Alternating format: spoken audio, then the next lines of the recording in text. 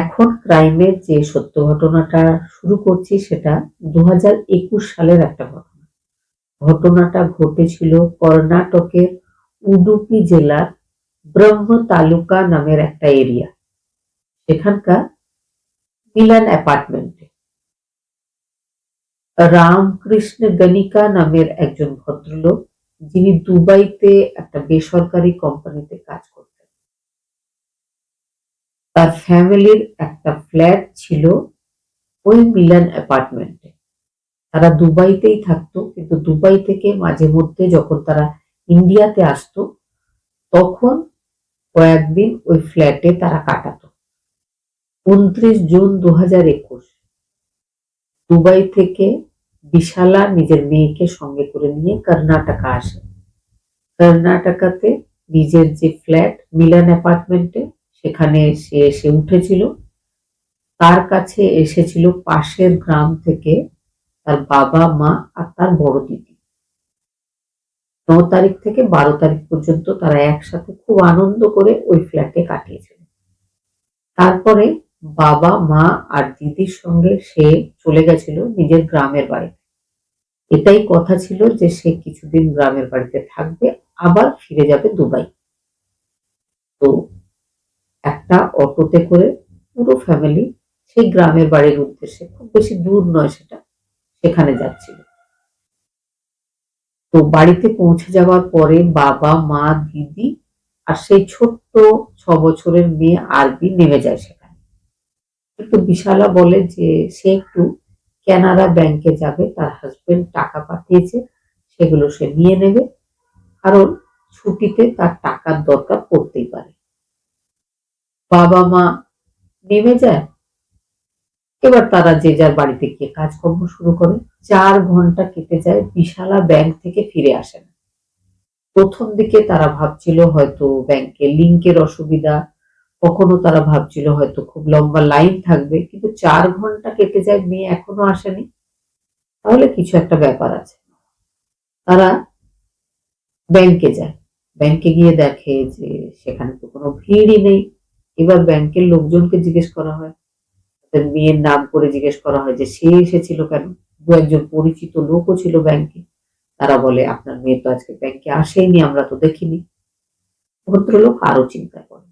ভদ্রলোকের কাছে সেই অটো ড্রাইভারের ফোন নাম্বার ছিল যে তাদেরকে সব জায়গায় নিয়ে যেত, বা সেদিনও তাদেরকে মেয়ের ফ্ল্যাট থেকে ফিরিয়ে আনছিল। তো তাকে কল করে জিজ্ঞেস করা হয় যে কি ব্যাপার, আমার মেয়েকে তুমি ব্যাংকে নিয়ে গেলে, তারপর তার ফিরিয়ে নিয়ে এলে না, মেয়েও নেই ব্যাংকে, কি ব্যাপার। অটো রিক্সা ড্রাইভারের নাম ছিল বিশাল। সে জানায় যে আপনার মেয়ে ব্যাংকের দিকে যাচ্ছিল, কিন্তু হঠাৎ করে সে বলে তার কিছু কাজ নিজের ফ্ল্যাটে আছে, তো আগে ফ্ল্যাটে যেতে হবে। তো আমি তাকে ফ্ল্যাটের কাছে নিয়ে যাই, ওই অ্যাপার্টমেন্টের সামনে নামিয়ে দিয়ে আমি চলে এসেছিলাম, কারণ আপনার মেয়ে বলে এখন আমি ব্যাংকে যাব না, আমার দেরি হবে, তুমি তোমার কাজে চলে যাও, আমি আমার কাজ সেরে আবার অন্য অটো নিয়ে ঠিক বাড়ি চলে আসবো।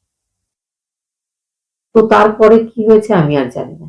এই কথা শুনে বাবা নিজের বড় মেয়েকে সঙ্গে করে নিয়ে সেই মিলান অ্যাপার্টমেন্টের সামনে যায়। দেখে দরজা বন্ধ আছে, নক করে, দরজা ভেতর থেকে খোলে।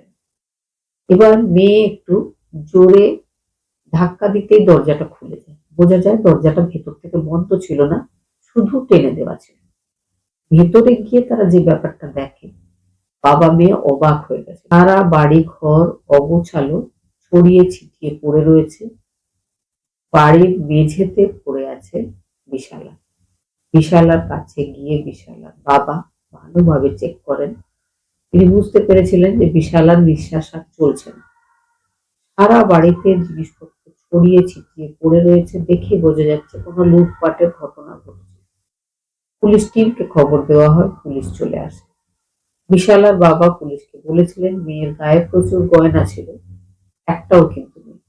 আলমারি ভাঙা, জিনিসপত্র ছড়িয়ে ছিটিয়ে পড়ে আছে, কোনো দামি জিনিসপত্র কিচ্ছু নেই, সব লুট করে কেউ বা কারা নিয়ে চলে গেছে।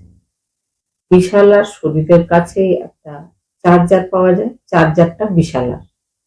বিশালার গলায় একটা তারের চিহ্ন পাওয়া যায়, বোঝা যায় তার দিয়ে শ্বাসরোধ করে তাকে মেরে ফেলা হয়েছে।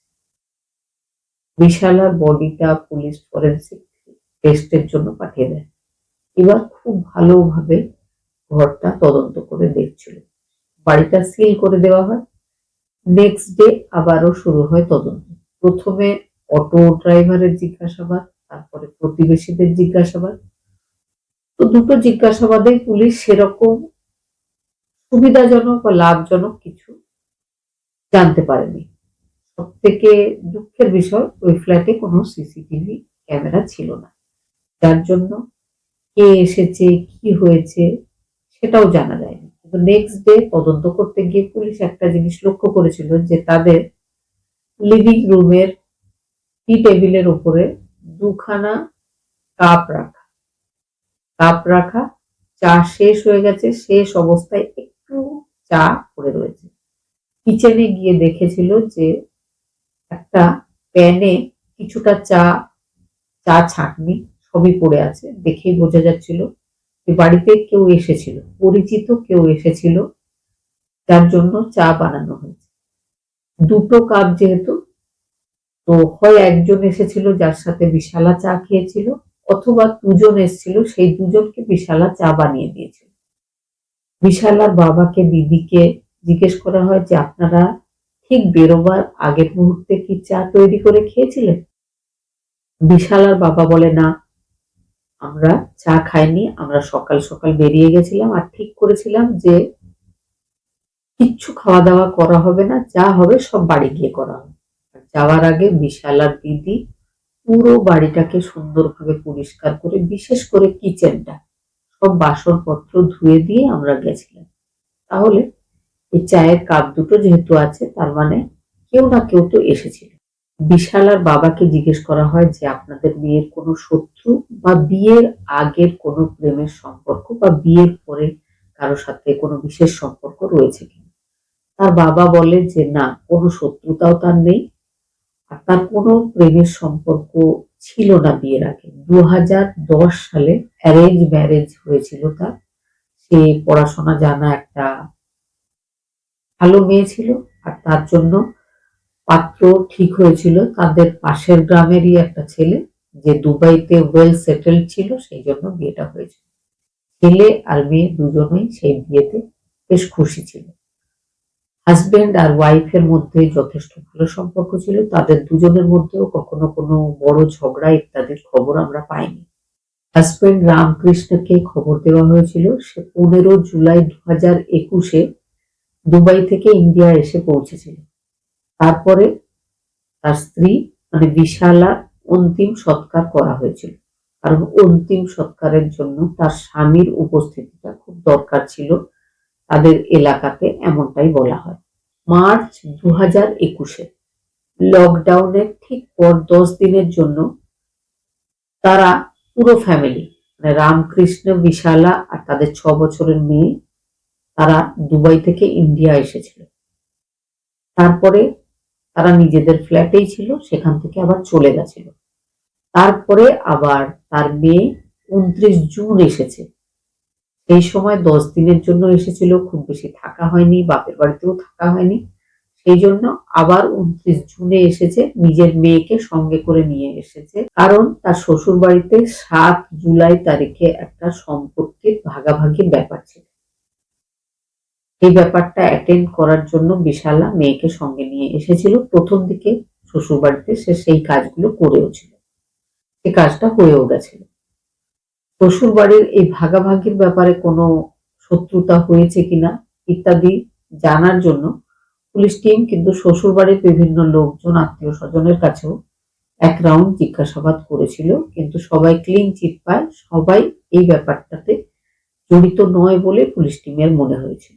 বিশালার কল ডিটেল বের করে দেখা যায়, বিশালার ফোনে যখন বিশালা কানাড়া ব্যাংকের দিকে যাচ্ছিল, সেই সময় লাস্ট কল এসেছিল তার হাজবেন্ডের। রামকৃষ্ণের কল হিস্ট্রিতে দেখা যায় যখন বিশালাকে সে ব্যাংকে যাওয়ার সময় কল করেছিল, ঠিক সেই কলটা করার আগে সে একটা ইন্ডিয়াতেই আননোন কোনো নম্বরে হোয়াটসঅ্যাপ কল করেছিল।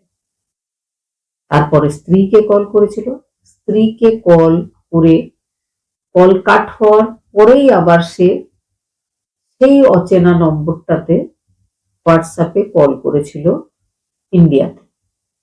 ওই নম্বরটা কার, কেন সে বারবার একই নম্বরে স্ত্রীকে কল করার আগে, স্ত্রীকে কল করার পরে কল করছে, এই ব্যাপারটা পুলিশের সন্দেহটা বাড়িয়েছিল। 18 জুলাই রামকৃষ্ণকে অ্যারেস্ট করা হয়েছিল। তার জিজ্ঞাসাবাদে পুলিশ বুঝতে পেরেছিল যে তদন্তটা ঠিক দিকে এগোচ্ছে, সেই এই ঘটনার জন্য দায়ী। তারপরে শুরু হয় তার জিজ্ঞাসাবাদ। সে যে ঘটনাটা বলতে শুরু করেছিল সেটা শুনে পুলিশ অবাক হয়ে গেছিল। সে বলেছিল তার বিয়ের পর থেকেই তার বউয়ের একটা অভ্যেস ভালো লাগতো না, কিন্তু পরের দিকে যতটা সময় কেটেছে তার রাগ আরো বেড়েছে। সে বুঝেছে যে তার স্ত্রীকে সে পাল্টাতে পারবে না, কারণ ওটাই তার স্ত্রীর নেচার। আর এটাও মনে হতো যে তার স্ত্রী হয়তো অন্যান্য কোনো পুরুষদের সাথে কথা বলে বা তাদের সাথে প্রেম সম্পর্কে রয়েছে। তার স্ত্রী ফোনে লম্বা লম্বা সময় পর্যন্ত কথা বলতো, খুব হাসতো, জোরে হেসে কথা বলতো। আর সবার মাঝখানে বসে থাকলে যখন কল আসতো সে উঠে চলে যেত, সাইডে গিয়ে কথা বলতো, অনেকক্ষণ ধরে কথা বলতো, খুব হাসতো। যখন যেখানে যেত সেখানে সবার ফেভারিট হয়ে যেত। এত ভালো সে কথা বলতে পারতো, এত ভালোভাবে সে সবার সাথে মিশে যেতে পারত, যে ব্যাপারটা রামকৃষ্ণের পছন্দের বিষয় ছিল না। রামকৃষ্ণ প্ল্যানিং করেছিলেন যে এই স্ত্রীকে তার ভালো লাগছে না, তবে তিনি ছাড়বেন, তিনি তাকে পৃথিবী থেকে সরিয়ে দেবেন। 2021 সালের ফেব্রুয়ারি থেকে, যখন তিনি লকডাউনের পর নিজের স্ত্রীকে মেয়েকে নিয়ে ইন্ডিয়া এসেছিলেন, তখন থেকেই প্ল্যানিং করেছিলেন যে স্ত্রীকে মেরে ফেলতে হবে। তার আগে দুবাইতে তার একজন কলিগ, তার কোম্পানিতেই কাজ করে ইন্ডিয়ান একজন ভদ্রলোক, যার নাম ছিল ধর্মেন্দ্র কুমার সুহানি। তার সাথে তিনি কথা বলে আলোচনা করে জিজ্ঞেস করেছিলেন যে কোনো কন্ট্রাক্ট কিলার বা সুপারি কিলারের সাথে তার পরিচয় আছে কিনা, বা সে ঠিক করে দিতে পারবে কিনা।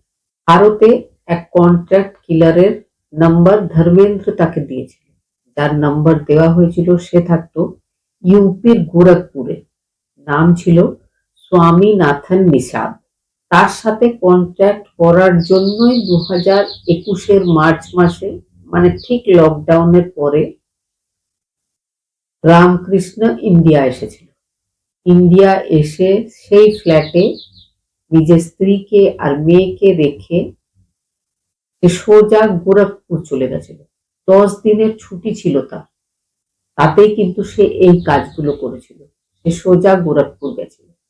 গোরখপুরে গিয়ে কথাবার্তা বলে ডিল ফাইনাল হয়ে গেছিল, 5 লাখ টাকা দিলে তারা তার স্ত্রীকে মেরে ফেলবে। অ্যাডভান্স হিসাবে 2 লাখ টাকা দিয়েও দেওয়া হয়। কিলারের একজন ক্রাইম পার্টনার, তার নাম রোহিত শর্মা, সে থাকতো মুম্বাইতে। মুম্বাই থেকে সেও কর্ণাটকা চলে আসে।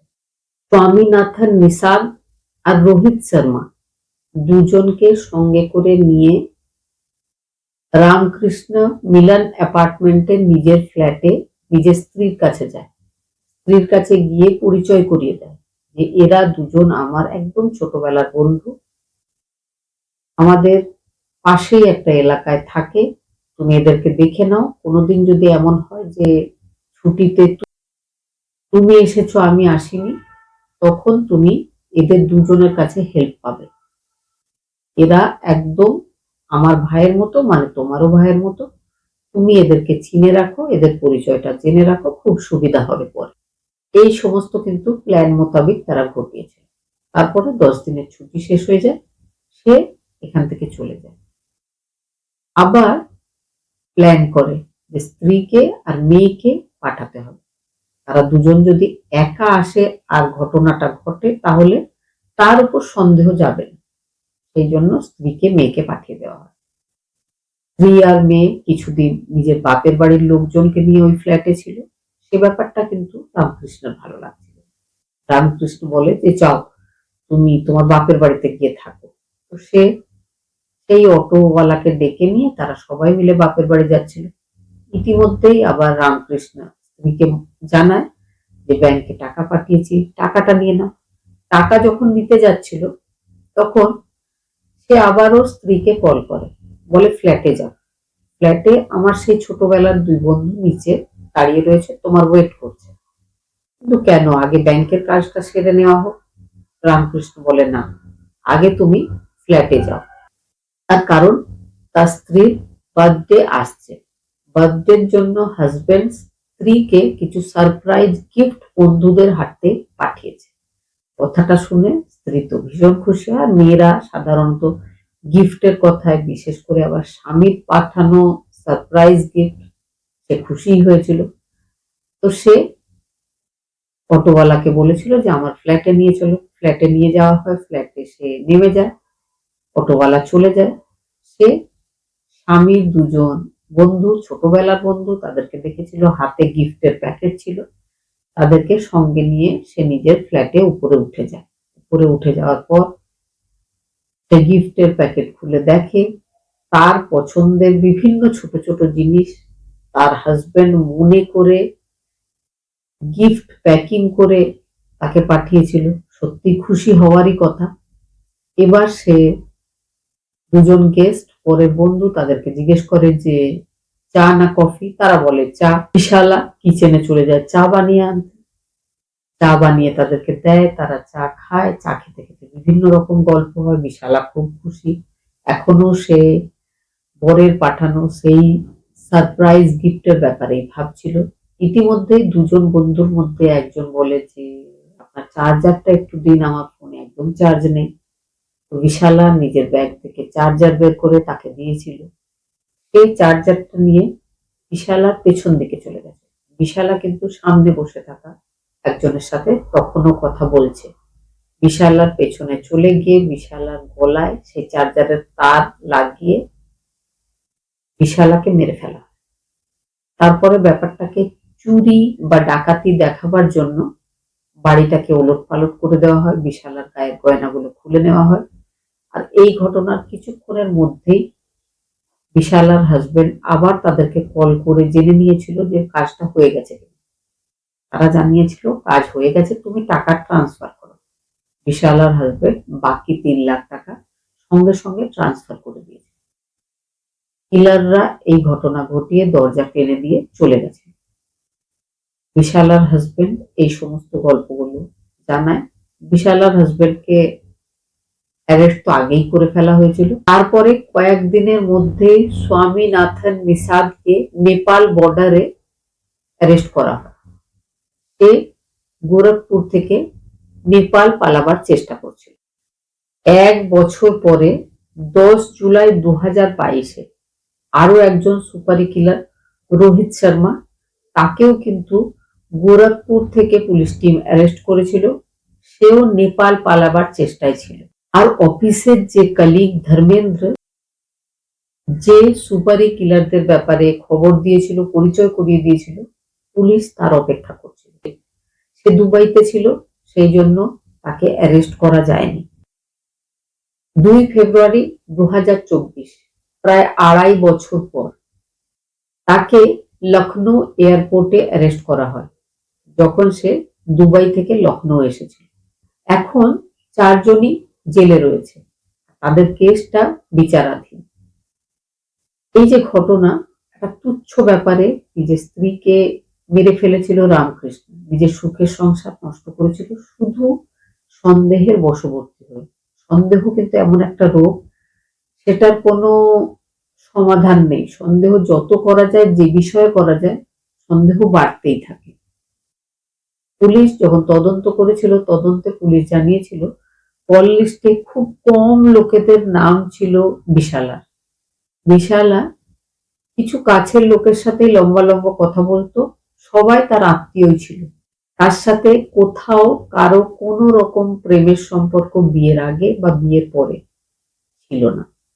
অকারণ তার উপর সন্দেহ করে তার হাজবেন্ড তার সাথে এত বড় একটা ঘটনা ঘটিয়ে ফেলেছিল, বাচ্চাটাকে মাহারা বাবাহারা করে ফেলেছিল। বাচ্চাটা এখন নিজের মাসির কাছে মানুষ হচ্ছে। ঘটনাটা শোনার পরে কি মনে হয়েছে অবশ্যই কমেন্ট করে জানাবেন। খুব ভালো থাকবেন, সুস্থ থাকবেন। আবার চলে আসবো নতুন একটা সত্যি